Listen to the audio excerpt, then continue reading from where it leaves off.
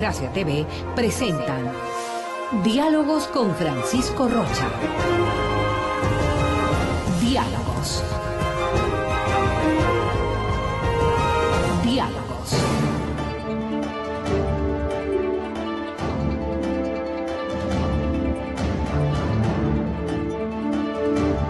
Buenas tardes, amigos, estamos encontrándonos ya nuevamente para diálogos. Como les hemos informado desde el día de ayer, está con nosotros Raúl Andrade y Rodrigo Tenorio.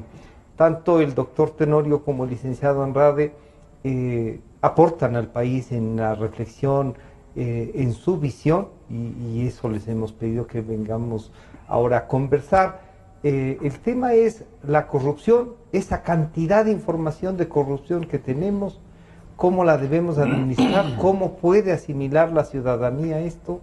Y así es que les vamos a preguntar sobre eso, qué reflexiones tienen, qué expectativas sobre estos 4 meses ya de gobierno. Pero yo, como suelo decir, no sé si soy el único escéptico, pero tengo todavía una carga emocional de que no pasa nada. No me conformo con que solo no me insulten los sábados. Así es que bienvenidos a ustedes, muchas gracias.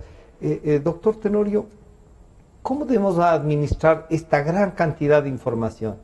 No hay un solo día de estos que ha gobernado el licenciado Moreno que o descubrimos algo o vemos que es cierto, que lo que habíamos denunciado, sobre todo la prensa, es cierto, o el propio presidente sale como el tema, ha habido una cámara, ¿no?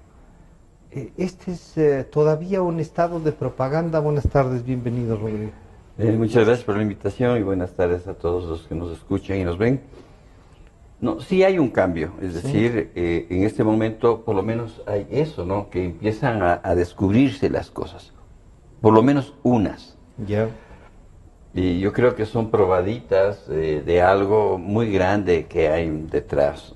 Y esto produce un cambio o da cuenta de un cambio bastante importante entre una sociedad absolutamente temerosa, silente inclusive, sobre las condiciones, circunstancias y expectativas en las que vivió el país hasta hace 5 meses.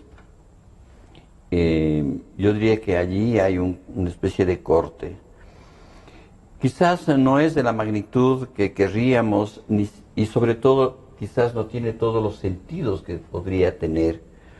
Es decir, no estamos denunciando o no se están denunciando las cosas en expectativa o en direccionadas hacia un cambio radical en el país. Ya. Yo creo que mientras no se cambie toda la estructura que dejó Correa en el país, que es la estructura judicial, por ejemplo, la estructura económica, no va a cambiar el país significativamente. La justicia sigue siendo la misma, no se han cambiado los jueces, hay un fiscal que está denunciando, pero bueno, yo puedo denunciar. ¿Qué va a pasar luego de las denuncias? ¿Va a haber sentencias? ¿Va a haber encarcelamientos? ¿Va a haber penas? Eso no sabemos. Y siempre pende sobre nosotros la espada de la duda, por lo menos, ¿no? Entonces, tampoco hay que hacerse grandes ilusiones por lo que está aconteciendo, a mi modo de ver. Quizás solamente es una nueva luz, pero tampoco vamos a exagerar el asunto. Lo que pasa con el vicepresidente... O sea que hay que valorar de todas maneras el cambio de estilo. Sí, hay un cambio de estilo radical, absoluto. Podemos hablar. Este rato podemos estar aquí hablando de las cosas que queremos hablar, sin miedo de que alguien afuera nos vaya a detener o nos vaya a acusar de que hemos asesinado a alguien para llevarnos presos. O sea, en eso yo creo que sí hay un cambio radical. Podemos hablar libremente. Las emisoras están hablando, los periodistas están hablando, escribimos libremente. O sea, ya no nos persigue nadie. O suponemos que no nos persigue. Siempre hay que suponer. Siempre, como ha dicho usted mismo, Rodrigo, la duda. Sí, tenemos duda, por si acaso. Sí, hay alguien que a mí me dice, a veces cuida la lengua o la palabra escrita. Antes de, Raúl, esta visión que a veces uno, claro, la puede tomar incluso diciendo, sí, en realidad no se están respetando un derecho que es a la opinión. Y ahí es donde me indigno, digo, pero a ver, 10 años que nos ha costado mantener ese espacio de opinión y sobre todo en este medio. ¿Y quieren que les agradezcamos o que esto sea lo que cambió? Claro, Rodrigo dice, no le podemos pedir tampoco que en 4 meses cambie lo de 10 años, ¿no? Yo he leído varios de los artículos en estos días y uno dice, ¿cómo hacemos para que la gente racionalice esto? A ver, puntualicemos las cosas. Giovanni Tommaso de Lampedusa, que escribió un solo libro en su vida, que se llamó El Gato Pardo, que es una radiografía extraordinaria de lo que sucedió en la revolución o rebelión italiana de Garibaldi y todo lo que sucedió luego, tiene una frase inmortal que dice que algo tiene que cambiar para que todo siga siendo lo mismo, ¿no? Y esto es lo que tenemos, algo ha cambiado. Estamos muy agradecidos porque nos han permitido recuperar algo que era de elemental libertad, el derecho a opinar. Estamos fascinados, pero puntualicemos las cosas. La mano en la justicia se metió el día que se nombró un ministro de justicia. Eso automáticamente eliminó el concepto de la independencia de las funciones. En la economía, todos los sabios están blindados, entonces resulta que nosotros no podemos hacer ningún tipo de reclamo, porque todo es secreto, todo es de alguna manera sujeto a análisis, todo está pegado con alfileres, y nadie tiene la capacidad de saber cuál es la situación real. Hasta ahora, a pesar de las ofertas del presidente y de los ministros, no tenemos las cifras actualizadas, no conocemos en cuánto nos hemos endeudado, en qué condiciones, es decir, temas que son de elemental apertura en un régimen democrático. En lo social, tenemos una serie de organismos que son todo menos sociales, porque son manipulados por el poder y de alguna manera elegidos por el poder a través de concursos que, para decirlo de forma elegante, no son transparentes, ¿no? Lo único que está pasando es que el público, gracias a esta cantidad impresionante, a lo que usted hacía referencia hace un momento, de información sobre la corrupción, lo tiene clarísimo. Es decir, todo el Ecuador, todos nosotros sabemos lo que está pasando. Solo falta, ¿hay conciencia de eso? Solo falta que la justicia se entere, pero el resto del Ecuador ya lo sabe, ¿no? Sí, y eso es lo que está pasando. Todos estamos viendo que simplemente falta el empujón. Y eso me parece que también está preparando un caldo de cultivo que puede ser muy complejo. Si es que, como suele suceder en nuestro país, de los partos de los montes, toda esta aparente limpieza no se consolida en nada concreto. En todo el resto de América Latina, el tema de Odebrecht ha tumbado presidentes. Y no han esperado a un juicio, no han esperado a que se acaben las elecciones. Han publicado la lista. Aquí en el Ecuador vivimos todavía en la oscuridad con respecto a temas que son torales, temas que no se pueden soslayar. Entonces resulta que el decir que nosotros ahora, porque podemos hablarlo aquí públicamente, es un alivio, yo creo que es la punta del iceberg. Tenemos una necesidad imperiosa de irnos más allá. Y mientras ese más allá no se concrete, no se consolide en temas realmente de fondo, tenemos un vicepresidente terriblemente cuestionado, al que le tienen ahí guardadito hasta que pruebe su inocencia. Porque obviamente el tema no avanza y tenemos un fiscal cuya probidad es absolutamente cuestionable, porque es un hombre de plena confianza del anterior presidente de la República, que se dedicaba en sus ratos de ocio a hablar de lo maravillosos que eran el compañero Glass, el compañero Lenin y el compañero Moreno en entrevistas públicas y la revolución en sí. Y hoy por hoy es el gran cuestionador de estos personajes a los que él el día de ayer alababa. ¿Podemos creerle al fiscal? Entonces, la palabra criolla del tongo suena lindo. O sea, toma fuerza, además. Toma una fuerza terrible. Y en el público lo que sucede es que, efectivamente, como no existen estos mecanismos de desahogo popular, porque han sido durante muchísimos años tapiados, están recién empezando a despertar el taxista que oye el radio todos los días de 7 a 9 de la noche y oye las noticias y las repreguntas de los porqués, ya entendió que hay otra versión, hay otro país, que no se trata del atosigador... y de la verdad única. Claro, y del partido único. Del atosigador informe del señor Correa todos los sábados, y las ad extremis. No, entonces entendió que hay otra verdad. El tema es que después de 10 años de oír lo mismo, uno como que se subyuga, ¿no? Y como que en la historia del mundo, también el pueblo suele inclinar la cabeza hasta que la situación es inmanejable. Lo terrible sería que en el Ecuador esto se vuelva inmanejable. Rodrigo, si esto se vuelve inmanejable, la sociedad está desarmada. No hay realmente así una estructura política que pueda responder.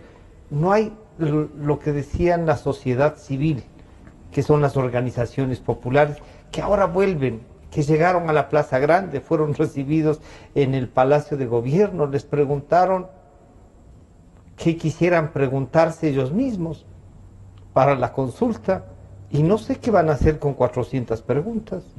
A mí esto no termina de cuadrar. Sí, pero hay algo muy importante. Vivimos 10 años, una década, es bastantísimo tiempo, subyugados al poder de Correa, a la palabra, al deseo, a las maquinaciones, a los insultos, a todo, subyugados. No pudimos levantarnos y callarle la boca, no podíamos, porque ¿sí, simplemente el sistema... Nos iba mal. Sí, nos iba mal. Sí. Nos iba mal de todos los aspectos de la sociedad, sobre todo en quienes tienen lugar para hablar, la prensa, la radio, la televisión. No se podía. En este momento está sucediendo algo importante, que es que podemos hablar. Cuánto nuestra palabra valga, cuánto nuestra palabra sea realmente efectiva frente al poder, allí sí yo estoy de acuerdo contigo en cuanto a la duda.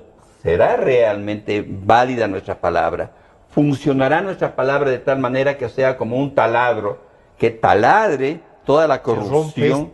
Este dique en el que tienen, ¿no? Claro, es que Correa nos llevó a un campo de concentración. Y él construyó muros en ese campo de concentración, con amenazas, con justicia propia, con policía propia, con todo propio, y nos puso a nosotros en un campo de concentración. Yo no creo que se hayan caído los muros del campo de concentración, pero estuvimos todos viviendo 1 hora 25 adentro. Hemos encontrado una puerta, diría. Hemos encontrado, no se han caído los muros, hemos encontrado una puerta, estamos hablando de eso este rato, y el problema en este momento, por lo menos uno de ellos sería el que nos fascinemos nosotros entre las peleas de los de arriba, de ellos mismos, y que se digan cosas y que insultos por aquí, insultos por allá. Bueno, para el Moreno no insulta a nadie, lo cual ya es bastante bueno. Sí. Pero el otro sigue insultando. Entonces, ¿cuál sería la perspectiva de este país que todavía vive enmurallado? No es que han caído las murallas, porque mientras no cambie la justicia, mientras no cambien los sistemas de control social, político, económico, no va a cambiar el país. O sea, las murallas siguen. Y esto, han pasado 4 meses y no ha cambiado nada. Yo voy a meter mano en la justicia, nos dijo hace 8 años. Y está demostrado y está ahí, pero la justicia es la misma de Correa. Claro. O sea, allí no ha cambiado nada. Cuando yo propuse descorreizar al país, al gobierno le propuse que descorreice el gobierno, que descorreice al país. Claro que este es un proceso, pero sonaba bonito la palabra y dura al mismo tiempo, y algunos se han apoderado de la expresión, pero para el gobierno no ha significado absolutamente nada. Y eso es muy grave, porque descorreizar al país implica realmente poner en el banquillo de los acusados no solamente las acciones de Correa, sino la ideología política, la ideología. Claro, eso es terrible lo que hizo Correa. ideológicamente. Porque ahí está. Raúl, esto que Rodrigo nos dice, lo ideológico, parecería que si ellos ganaron, y eso reclaman los de Alianza País, nosotros ganamos con este pensamiento, con esta propuesta, ¿por qué vamos a cambiar? Y tienen todo para no cambiar. Claro, pero el principal error que podemos tener nosotros es justamente ese, pensar que ellos no ganaron y pensar que el señor Moreno es un opositor a las ideas. Claro. No, o sea, él es simplemente otro estilo. Están peleando dos personajes por el poder, no están peleando por el país. Las ideas. Y por las ideas. Están peleando por el poder y porque el uno le dice, déjame manejar a mí porque yo gané, y el otro dice, pero yo soy el líder supremo de este movimiento. Y obviamente es un tipo que no tiene límites, ¿no? Correa es una persona digna de un estudio más profundo a otro nivel, no al nuestro. Y lamentablemente lo que está sucediendo en el país es el resultado de esa filosofía de alguna manera paranoica y enfermiza que depositó en los ecuatorianos. Entonces, esto no sería tan complicado si no habría detrás un telón de fondo más difícil todavía. Hay una situación económica que está absolutamente a la deriva. Hay una posición política de la cual el país no acaba de sacudirse porque no acaba de entender qué es lo que está sucediendo y de alguna manera lo que prefiere es hacer mutis por el foro o simplemente irse a un lado. Y por el otro lado hay efectivamente una atmósfera de miedo que fue creada a través de estos 10 años de persecución, todavía no se sacude de la cual la gente todavía no se sacude. O sea, todavía, fijémonos, uno de los principales denunciantes de la política petrolera, que es Villavicencio, es un perseguido. Pero resulta que los otros están ahí. Villavicencio, ¿no? Jiménez, claro. El uno está perseguido y el otro con grilletes. Entonces resulta que la justicia de Correa, su justicia, que no tiene nada que ver con la justicia, sigue dentro del engranaje que se presentó en el país, sigue vigente y funcionando. Y los intentos del actual presidente de la República se reducen a admoniciones, a advertencias, a angustia, a preocupaciones, a temas que le atañen personalmente, que es que me espían. Básicamente, si es que uno no se siente acorralado, si es que uno no se siente rodeado por fuerzas hostiles, no hace problema de que haya una cámara. Pero cuando uno siente que la presión real está detrás de esa cámara, esté o no funcionando, lo hace público. Pero además ahí hay una cosa, el presidente hace público que hay una cámara y no pasa nada con el cuerpo de seguridad de él, pues, que tenían la obligación de avisarle. Y cuando les dicen, oiga, no han sabido, ¿cómo uno puede tener un Bueno, estamos en la década del que nadie sabe nada. Pues. El vicepresidente de la República no sabe quién es Odebrecht. No, conoce desde muy lejos a su tío. En cambio, el ministro de Energía dice que todo se hacía con el visto bueno de Glass, pero después el otro dice el señor Mera dice que él es el que encargaba. Claro, entonces, empecemos a enumerar la cantidad de gente en puestos altísimos de gobierno que no sabe nada, exceptuando Correa, que sabe todo. Claro. Pero resulta que sabe todo lo que los demás sabemos que no sabe.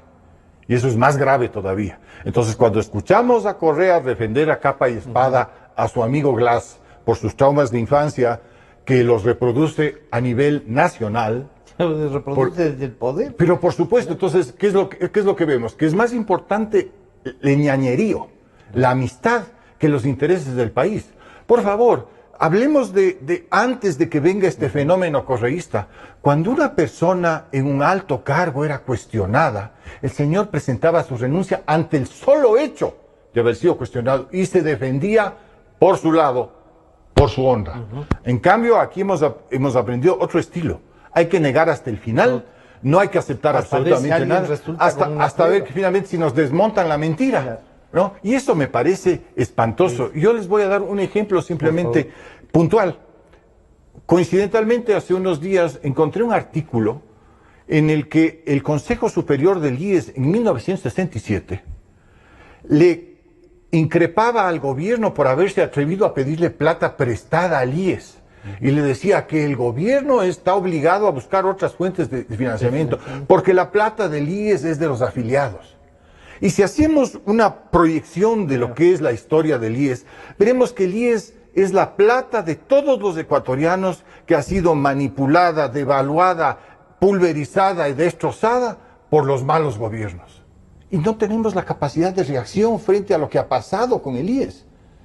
Y así es con todas las instituciones. Yo creo que por excepción hay instituciones que funcionan bien, pero el Banco de Fomento lo hemos capitalizado y descapitalizado. Ahora tiene 20. otro nombre. Entonces, analicemos qué es lo que está pasando, pues. La corrupción es un problema estructural. Ya. La corrupción se da con el Estado. No se puede dar sin el Estado. ¿Por qué? Porque resulta que el gran contratante es el Estado.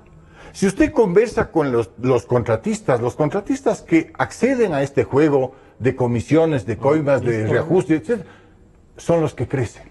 Los otros tienen que ir liquidando. Y es una realidad tristísima que nadie va a aceptar públicamente, pero que todos sabemos que es así. Resulta que en el Ecuador, para poder hacer negocio con el Estado, hay que estar dispuesto a dar. Colorín colorado, eso ha convertido en una institución. Y más grave todavía, porque como el gobierno concentrador de Correa, que finalmente se tragó la segunda fortuna del país, que eran los Isaías, le dio una buena dentellada a la primera, que es la de la familia Noboa. Hoy por hoy el gobierno maneja el 65% de la economía global del Ecuador. Y el 35% está en manos privadas. ¿Ustedes creen que en ese 65% no hay un interés básico de hacer negocio, de llevar, de contratar, de ganarse unos suelditos para la también vejez? Empresarios de Alianza País. Rodrigo, pero ahí entonces sí hay que hacer un panorama psicológico de nuestros gobernantes, pero antes de elegirles, ¿no? Y yo estaba acordándome que alguna vez usted hizo uno.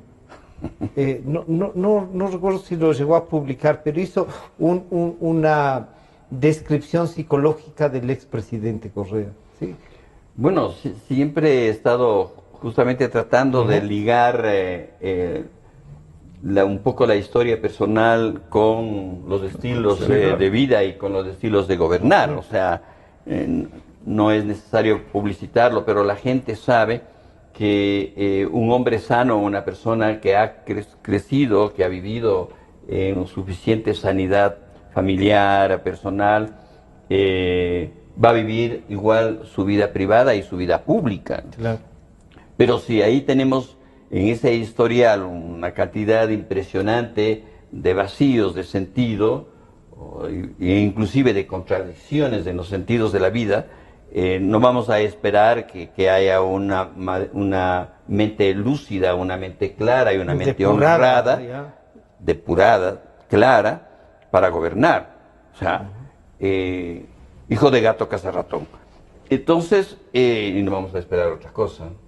Entonces, el país ha pasado por estas historias, no solamente en esta última historia, esta última década, las otras décadas anteriores también hemos vivido similares situaciones, solamente que Correa tuvo la luminosa idea de apropiarse absolutamente de todo y de destruir las Fuerzas Armadas para que nadie intente votarlo, destruyó, hizo una policía para sí y por sí, y entonces gobernó con omnímodos poderes y deshizo la arquitectura ideativa, lógica y legal del país. Voy a meter mano en la justicia.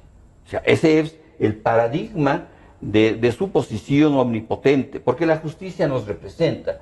Todo puede fallar, pero no la justicia. Porque la justicia no puede ser particular. No, la justicia no es particular, porque la justicia es justamente aquello que sostiene no solamente la existencia, sino todo. O sea, podemos hablar sostenidos, amparados en la justicia que nos permite hablar aquí en este canal. Que no nos atropellen. Sin que nadie nos atropelle, porque podemos decirnos, podemos acertar, podemos dudar, podemos equivocarnos, podemos decir.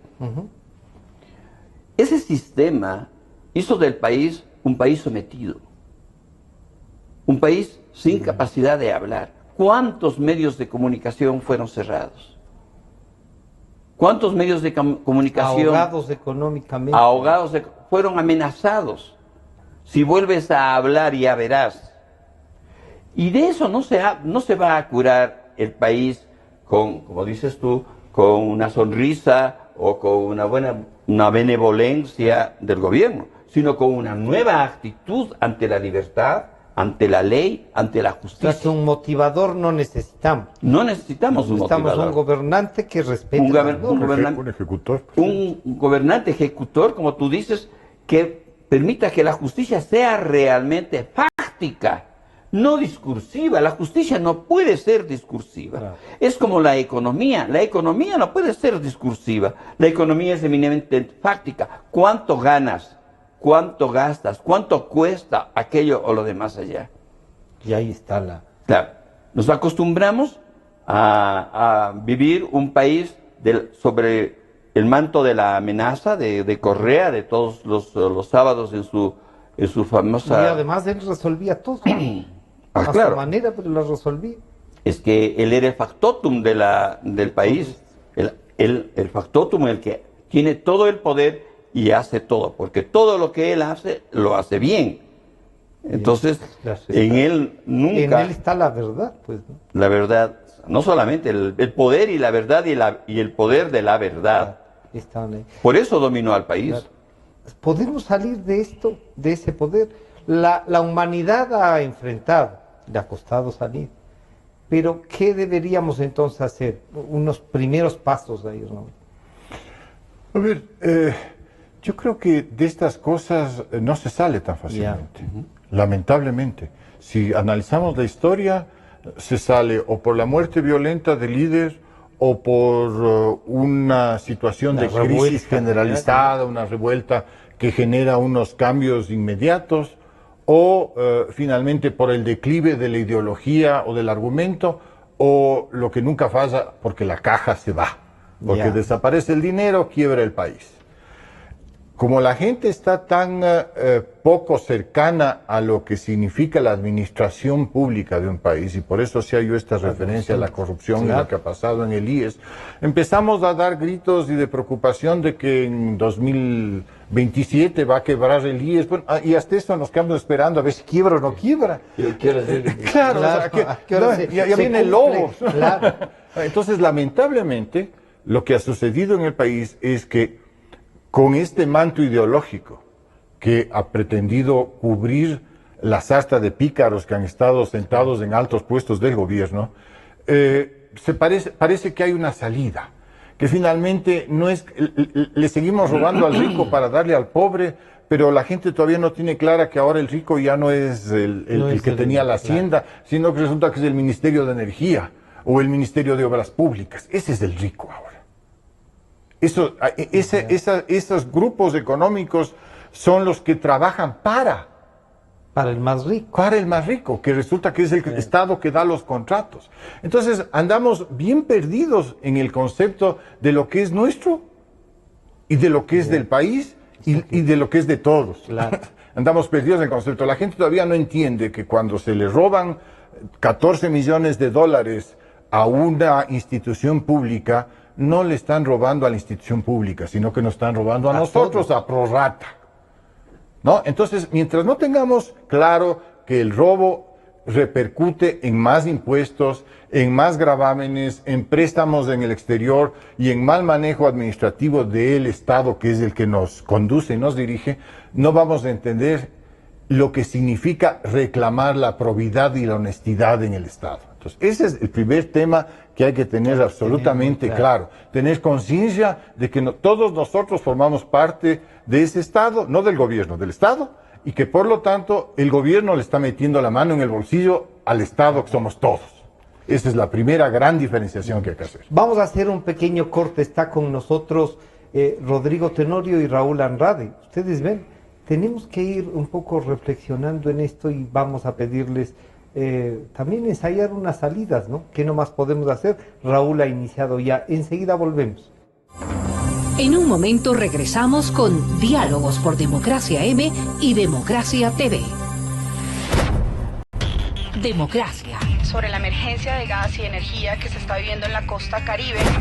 Democracia. Rusia retoma críticas por retenidos en base naval de Estados Unidos. Democracia. Formulé el primer pedido histórico de perdón a las víctimas de las graves violaciones de los derechos humanos. Democracia, solo noticias. Sentimos lo que la gente siente, amor, desamor, alegrías inmensas. Decimos lo que la gente quiere, pasión, discusión, democráticamente. Democracia, la radio de la gente. Democráticamente, la radio de la gente. Democracia, la radio de la gente. Democracia. Desde el Distrito Metropolitano de Quito, Cadena Democracia, la radio de la gente. Francisco Rocha está de vuelta con Diálogos por Democracia M y Democracia TV.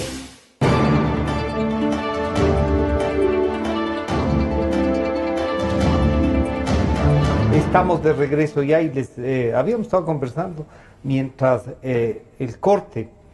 Pero Raúl, entonces en esta parte, ¿la consulta nos servirá para algo? ¿Nos da esto que con Rodrigo decíamos, de esta muralla hay una puerta ahí que se abrió, parece, o está entreabierta? ¿La consulta será que es una mano para abrir esa puerta y que comience a funcionar o desmantelar, descorreizar, como también ha dicho Rodrigo? Yo dudo mucho que la consulta tenga éxito. Lo dudo, ojalá esté equivocado.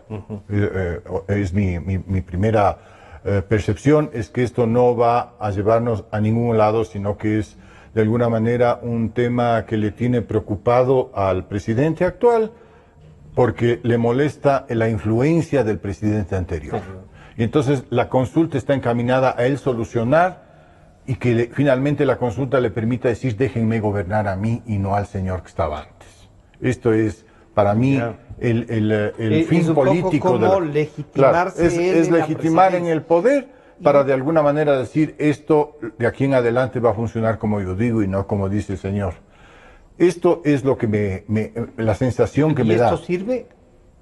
¿Sirve para Moreno? Sirve para él, pero no sé si sirva para el país. Es que, nuevamente, yo sigo muy preocupado sobre el concepto. Aquí no estamos hablando de las cosas que le interesan al país. Estamos hablando de las cosas que les interesan a los líderes políticos para consolidar su poder. Entonces, es un tema de poder y no es un tema de país. El país necesita urgentemente el ir de alguna manera achicando el tamaño del Estado porque se volvió obeso. Y entonces el manejo económico de ese Estado es cada vez más impracticable, cada vez más difícil. Y las empresas estatales adscritas a este Estado obeso están perdiendo prácticamente todas en plata. Y eso lo está poniendo al cambio el ecuatoriano común a través de impuestos, ingresos y demás cosas. Entonces, en primer lugar, tenemos que tener una estructura que funcione para que pueda efectivamente cumplir con su papel de redistribuir el ingreso y de cuadrar un Estado que funcione, un Estado activo, un Estado efectivo, un Estado productivo. No somos nada de eso. Somos un Estado obeso, un Estado que no produce y un Estado que está muy complicado desde el punto de vista financiero. Entonces, mientras hablamos de la consulta, como digo, el telón de fondo al que hacía referencia hace un momento es cada vez más preocupante. Claro. Eso no pasa nada más. Rodrigo, la consulta como tal, ¿qué nos preguntamos para descorreizar? Y digo, nos preguntamos porque el presidente ha dicho, propongan todo. Nosotros hemos dicho, vean, elimine las enmiendas esas que en noviembre del 2015 las pusieron inconstitucionalmente como enmiendas y dé por terminado a los funcionarios electos por este quinto poder que nos dio un contralor fugitivo. ¿Qué más? Bueno, yo creo que en el país sí hay, pese a todo este encuadre medio tétrico, medio kafkiano, sí hay en el momento de una pequeña esperanza. Y creo que no sé, el estilo quizás de, más allá de la parte ideológica, el estilo del presidente actual sería como un poco el sembrador de esta esperanza, ¿no? Yo sé que, no sé, para citar a Virgilio, quizás la hecatombe de este país nos impide tener una pequeña esperanza, pero yo creo que hay una pequeña esperanza en este momento y sobre esa esperanza habría que trabajar al país, trabajar a las instituciones y trabajar a los grupos sociales, a las organizaciones populares. No podemos perder de todo la esperanza, porque si perdemos la esperanza, ya no hay nada más nos volvemos un país árido y allí ya no hay nada que hacer. Es posible que el presidente Moreno no constituya precisamente la antítesis del presidente Correa, posiblemente no. Pero quizás su modo de ser y su modo de actuar, este mismo enfrentamiento, esta ruptura que se ha producido entre él y Correa, que no es una ruptura de chiste, que es una ruptura real, parecería. Sí, parecería que sí. Sí, que es una ruptura real, va a implicar, a mi modo de ver, también una ruptura ideológica. Ya no es solamente dos amigos que se pelean, sino que es un modo de pensar ideológico, es un modo de pensar político y económico que poco a poco se va a ir manifestando, creo yo, no de golpe. Esto va a implicar una crisis en la Asamblea. De hecho, yo huelo una crisis ya en la Asamblea. Sí. No hay más bien una consolidación para enfrentar y resguardar al expresidente, ¿no? Ya hubo una llamada de atención de la dirigencia del partido Alianza País a dos legisladores porque no están en esa línea. En esa línea no están votando ya están cuestionando, en fin, ya han hecho ciertos reparos. Cuando empieza a desmoronarse, empiezan a caer ladrillos, la pared se desmorona. O por lo menos ya no tiene la misma solidez de antes. Yo sí huelo que políticamente allí van a producirse cambios. Desgraciadamente el presidente Moreno no ha descorreizado su gabinete. No. Sí, todo, con excepción de 3 nombres. Todos los demás son correístas. Y ahí hay una contradicción en el presidente. Por una parte está queriendo liberarse del fantasma de Rafael Correa, pero por otra parte lo tiene en carne y hueso casi en su gabinete. Que la persona no es leal solamente porque yo te digo que yo soy tu amigo, sino en los hechos. En los hechos, ¿no? Un ejemplo, la señora canciller.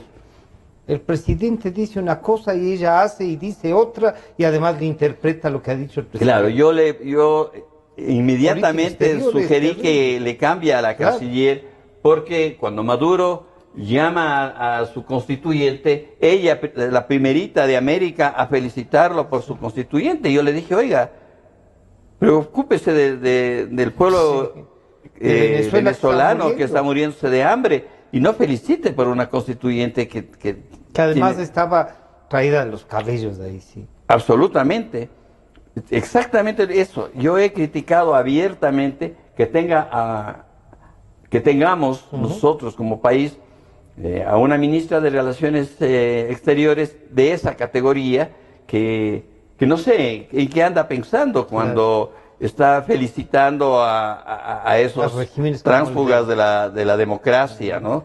Que han destruido la democracia en el continente. Cada uno de estos países, por supuesto, tiene una trayectoria que podría pasar lo de Cuba, que no termina de salir. Peor sería, porque Cuba fue hace muchos años, la situación era diferente, política e ideológicamente en el mundo. Tenía cabida esa lucha. Esa lucha, la mayoría de la población joven del Ecuador era pro Castro, porque era otro momento, pero querer reeditar eso en este siglo, eso es un absurdo político y un absurdo ideológico y un absurdo económico. Raúl, entonces enfrentar esto, porque son regímenes que tienen un esquema que puede cambiar. De Maduro decían que no era tan duro como Chávez. Fidel tampoco era comunista. Claro, antes de llegar. Han sido un fraude estos 10 años, un fraude a la democracia. Llegaron eliminando a legisladores que les eligió la ciudadanía, eliminando a partidos políticos, rompiendo organizaciones sociales, votando a los tribunales, que ahora dicen que cuidado, no hay que toparles. A ver, el momento histórico, hace 10 años, la gente estaba absolutamente cansado del liderazgo tradicional. Y asomó un ayatolá que dijo, yo lo sé todo, yo lo puedo todo, lo veo todo, acompañado de una chequera extraordinaria que fue el aumento del precio del crudo. Nada tuvo que ver... Y unos ahorros con fondos de 6.000 millones de dólares. Nada tuvo que ver él en el manejo de esa economía, sino al contrario, lo que hizo es, con una política abiertamente populista, utilizar el dinero que tenía y el que no tenía para llenar de obras y llenar de alguna manera de relumbrón a su ideología y a su proyecto político. Entonces, en esas circunstancias en que había plata para todos y todos estaban sonreídos, el país regresó a ver para otro lado cuando hubo los famosos congresos de los manteles. Yo recuerdo una entrevista con Gonzalo Rosero aquí en la que le dije, me decía, hay que votar por el referéndum. ¿Y cuál es la posición frente al nuevo referéndum para la nueva constitución de Montecristi? Le dije, yo por principio no puedo darle al niño genio un país para que juegue. Hay un país detrás de estas reformas que está siendo quebrado institucionalmente. Y me ratifico.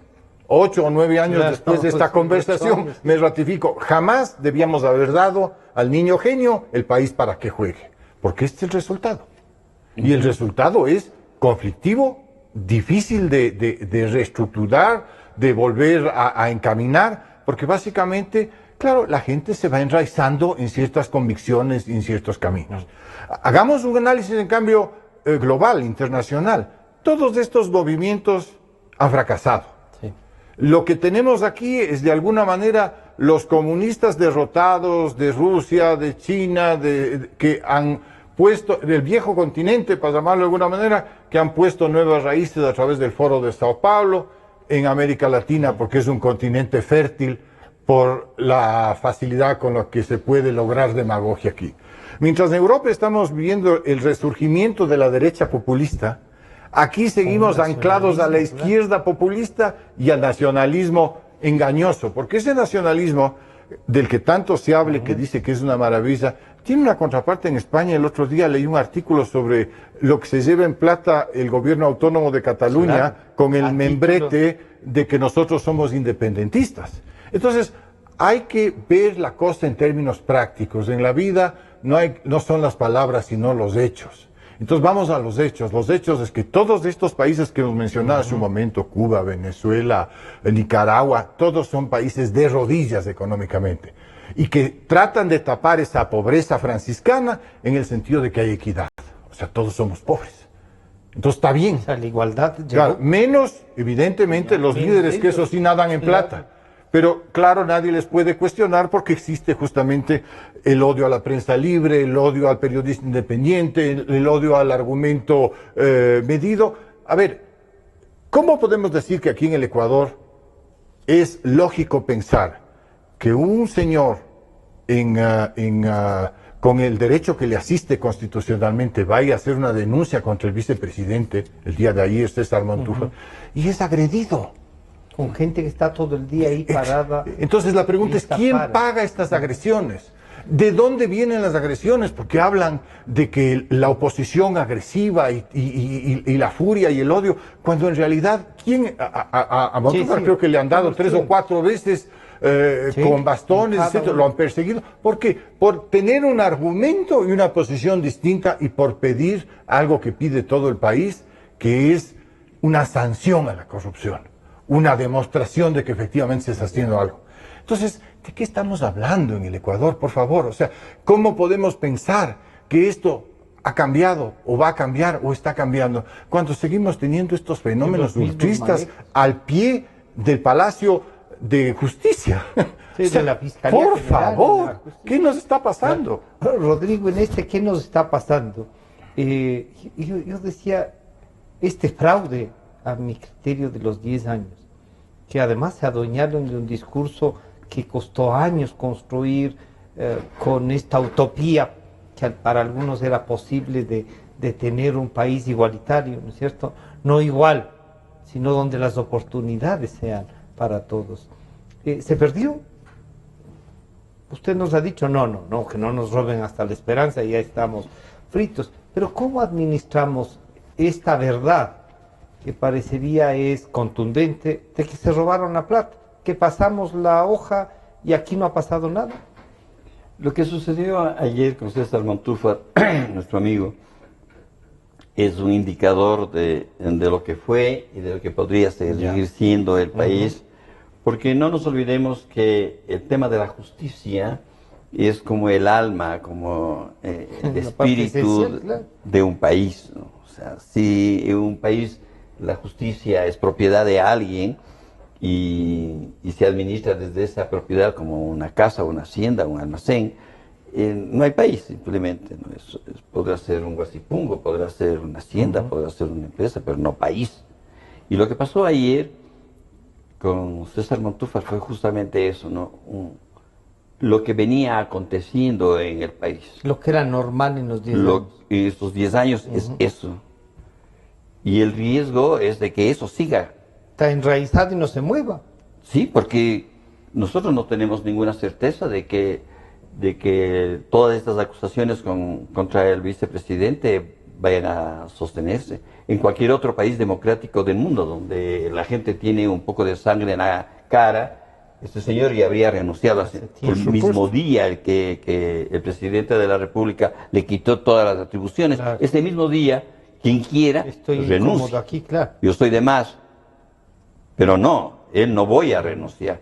Y claro, como nadie le puede obligar a que renuncie, pero eso es la cara dura, ¿no? La cara dura de la impudicia. Y eso es el producto de toda esta década perdida para el país, donde la impudicia se instaló en el país como en casa propia y inclusive como modelo de ser. Ser impúdicos. Construir una carretera y pedirle a la ministra de Obras Públicas de entonces que diga cuánto costaron los 4 kilómetros de aquí para allá y no dé cuenta de nada. ¿Cómo así? Además ya le estamos dando la carretera. Sí.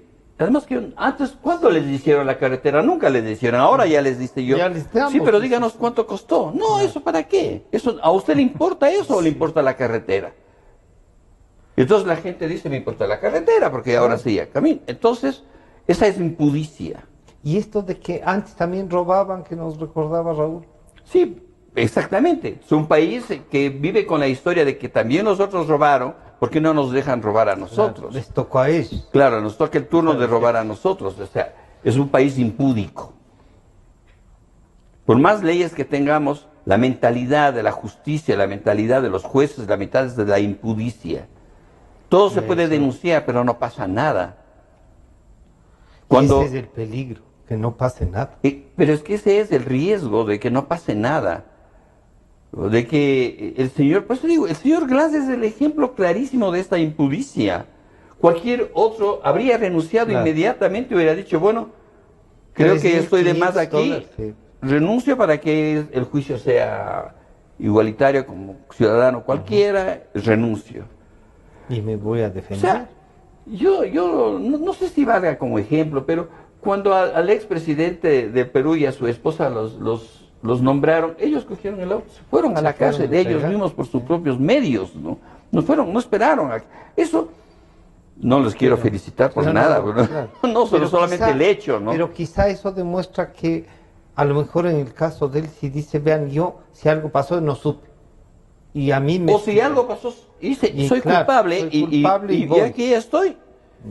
O sea, porque han hecho de todo para no ir, pues. Lógico, él podía Ni siquiera a contar si sabe o no. No les han permitido o han estructurado tanto que no pueden ni ellos mismos. Pero imagínense que, bueno, podemos de un aspecto decir que sí, pero bueno, yo regreso al país, voy a denunciar todos, pero si me quitan las penas y me reducen las condenas, voy a renunciar. O sea, eso es impudicia también, pues. Tanto del que dice como del que acepta, ¿no? Porque Si nosotros el Contralor dice, yo tengo todo, dice, ¿no? Y les tiene callados a los otros. Sí, yo tengo... Pero la respuesta es, este es un delincuente. Sí. El chantaje. Pero se chantajean entre ellos. Raúl, tenemos un expresidente que viene a Colombia, prueban, anunciando que a lo mejor entra a Quito, que no entra, que está en Colombia, que es la universidad, resulta que no era, que era una fundación de ellos mismos. Pero dice que del presidente actual, él sabía que era desleal, por decirlo menos, pero no miserable como Asid. Dice también que mediocre, eso sí siempre supo que era. Pero nos tomó el pelo, entonces cuando le tuvo 6 años de vicepresidente y le propuso de candidato y dio discursos diciendo que era la salida de todo. ¿Cómo entendemos eso y cómo salimos con este presidente que nos propuso el expresidente Correa? Claro, a ver, hay dos cosas que hay que tener claras. Primero, que cada ladrón juzga por su condición, dicen, ¿no? Creo que es una frase del pueblo muy adecuada. Nos ha recordado algunos, sí. ¿No? Eso es lo primero. Y lo segundo es que el tema de Lenín Moreno era un tema de supervivencia para el gobierno de Correa. O sea, él tenía que ganar o ganar. Por eso se volcó toda la maquinaria electoral, toda la maquinaria política, toda la maquinaria económica de un Estado a favor de un candidato, mientras el otro tenía 200 cortapisas en su gasto, en su manejo, en su presentación. Para mí fue sorprendente que a pesar de todo eso haya habido una segunda vuelta electoral, haya habido un candidato que dependiendo de las simpatías o antipatías ganó o no ganó, pero el tema... En todo caso, logró pelear y dividió al país, digamos. Ya, exactamente. Entonces, Correa, la molestia profunda que tiene es que no le salió tan bien la jugada. La jugada era tener básicamente, ¿se acuerdan de la propaganda del tapahuecos? Tener un tapahuecos ahí para que solucione sus cosas. Y ese tapahuecos resulta que quiere ser presidente de la República, pues tiene tiene la sensación de que lo han elegido y que él ha ganado y que le gustaría ser presidente de la República. Eso le tiene molesto al expresidente Correa, porque le gustaría seguir jalando los hilos desde Bélgica o cualquier otro lado. Entonces, como es un tipo incapaz de reconocer la capacidad en los demás cuando están en contra de él, el mundo es muy simple para él: o estás conmigo o estás contra mí. Entonces, como el presidente Moreno parece que quiere hacer un gobierno a su manera y ser él el presidente, pues es un enemigo. En este momento se convirtió en enemigo. Entonces, al enemigo... O sea que esta parte que Rodrigo nos decía de que el rompimiento sí parece que es real. Sí, yo no dudo que el rompimiento sea real, lo expresé hace un momento, pero lo que dudo es que eso le beneficie al país. Ya. Sí. Ese es el tema. La pelea de compadres. Es una pelea, por el poder, como digo, es una pelea entre dos líderes de un mismo partido, pero es un partido bicéfalo que está dividido por esto.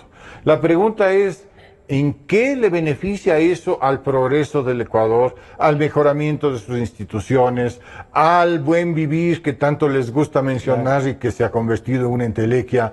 ¿En qué le beneficia eso al pueblo llano? ¿De qué le sirve lo que estamos viviendo en este momento? La verdad es que, como digo, las crisis, lamentablemente, por la inercia de determinados gobiernos para enfrentar la realidad, Hace X años hubiera sido, por ejemplo, importante que se acabe el subsidio a la gasolina. Cuando la diferencia era mínima, se podía decir que vamos a dejar de pagar 400 millones al año y vamos a quitarle el subsidio a la gasolina. Y eso le hubiera liberado al gobierno de 2.000, 3.000, 4.000, 5.000 o 6.000 millones de dólares de subsidio que has tenido que seguir poniendo para mantener a los ecuatorianos dentro de una imagen idílica de que aquí no pasa nada. Pero esos 6.000 millones le hubieran servido al Ecuador en las épocas de crisis para tener una caja importante o de alguna manera para hacer obra. Pero estas decisiones no se toman con criterio económico, se toman con criterio político. Entonces, lo que ayer estuvo mal o bien, ahora es al revés. Entonces, ayer Moreno era genial. Moreno era el hombre que le ayudó a Correa a ser presidente la primera vez, porque su imagen de un tipo con problemas de discapacidad y su estilo bonachón y simpático, agradable, seguramente le ayudaron mucho a Correa, que era un tipo desconocido, que nadie sabía quién era y que era un vendedor de milagros. Hoy por hoy, Moreno, creo que con legitimidad, reclama eso. Reclama que reconozcan también su participación dentro de Alianza País. Esa que les reconocían en los discursos. Claro, la que les reconocían en los discursos antes. Resulta que ahora es un miserable, es un mediocre, es de centro derecha. Es decir, todos los epítetos pasaron a ser, porque el único que aquí tiene la varita mágica y sabe de lo que habla es el omnímodo presidente Correa. Pues. Y Raúl, antes de pasar a la última ronda, esto de centro derecha lo usa como una acusación, como algo malo. Bueno, en el Ecuador... Les han acusado también. Claro, en el Ecuador tenemos un problema serísimo, que todavía no entendemos los conceptos. De algo tan elemental que los que pensaban de una manera se sentaban a un lado y los que pensaban de otro, hemos llegado a una cosa en el que en el momento que nosotros emitimos un argumento que al otro le parece de derecha, automáticamente estamos estigmatizados, no podemos decir una palabra, cuando lo lógico, lo intelectualmente beneficioso es discutir las diferencias y encontrarse en el centro, porque un país se beneficia de los aciertos desde el punto de vista social de un movimiento, de los aciertos desde el punto de vista productivo de otro, y de un concepto de tener un país equilibrado en todos los géneros. Pero no, aquí estamos todavía como niños chiquitos. Es una acusación. Claro, estamos de alguna manera contra la pared, contra estos ideólogos de cafetín. Y entonces estamos fregados. Rodrigo, para terminar, usted así que sostiene que la esperanza, bueno, no nos vamos a dejar, peor la utopía, no nos vamos a dejar que eso también se lleve, pero en concreto, la reacción, ¿respaldamos la consulta, cualquiera que ésta sea, o cómo hacemos? ¿Y qué hacemos si no le, con todo lo que hay, no le indician el fiscal al vicepresidente? Bueno, lo que acontezca con el vicepresidente todavía está por vernos, pero ahora lo que tenemos más seguro es el asunto de la consulta popular. Yo creo que toda consulta popular es tomar en cuenta al pueblo para que hable, es decir, recuperar por lo menos ideativamente la palabra del pueblo, ¿no? Que el pueblo diga, que el pueblo hable, que el pueblo se exprese.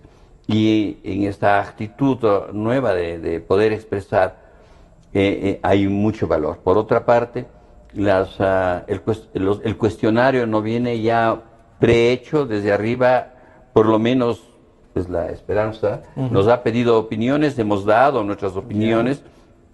Creo que hay cierta buena fe en el presidente, va a tomar en cuenta también las opiniones del pueblo, de las instituciones, de la sociedad organizada, y esto ya produce un cambio, esto ya indica que las cosas pueden ser de diferente manera y que quizás el país se enrumbe de distinta manera. Yo alabo muchísimo que se estén peleando y que esa ruptura de lo que era por el dime y diretes del color de tu corbata hoy se cambie a parte ya un poco más ideológica, de manejo económico, de una visualización del país distinto, de política, y esto nos va seguramente a hacer bien, porque del monodiscurso de Correa, que era dueño de la verdad, o sea, no solamente del saber, no solamente que sabía todo, sino que todo lo que sabía era cierto, a alguien que duda, porque cuando yo te consulto es porque dudo de mi certeza, ¿no? Entonces, allí hay mucha diferencia, y espero que por este rumbo camine el nuevo gobierno. Raúl, ahora que le escuchaba, Rodrigo decía, Ortega Gasset nos decía, una política de ideas tiene que venir y tiene que instalarse. ¿Será posible? ¿La consulta nos ayudará a eso? A ver, yo me centraría más bien en las preguntas y en qué es lo que va a significar esto. Ahorita estamos, como los últimos 100 días, estamos elucubrando. No sabemos cuáles van a ser las preguntas. Pero si las preguntas, desde mi opinión, no responden a lo que el país está preguntando y pidiendo, yo creo que habrá que liderar un no por la consulta. ¿Ah, sí? Sí. Si es que las preguntas no responden a las verdaderas necesidades, a las necesidades profundas de un país, porque nos están tomando el pelo. Si es que efectivamente las preguntas son consistentes y resulta que vemos una luz al final del túnel, evidentemente habrá que trabajar para que esa consulta funcione. Pero nuevamente, creo que esa consulta está tapando muchas cosas que requieren resolución inmediata y que lamentablemente se están dejando a un lado. Queremos agradecer a Rodrigo Tenorio y a Raúl Andrade que nos han ayudado. Ven ustedes cómo se puede, digamos, encontrar algunas puertas. Rodrigo más entusiasta, debo decir, pero también Raúl nos ha dicho, vean, si no hay que enfrentar esto. La verdad es que hay tarea por hacer. Este programa estará a disposición de ustedes nuevamente a partir de las 3 de la tarde. Nos estamos encontrando el día viernes. Muchas gracias. Es la 1:01 minuto.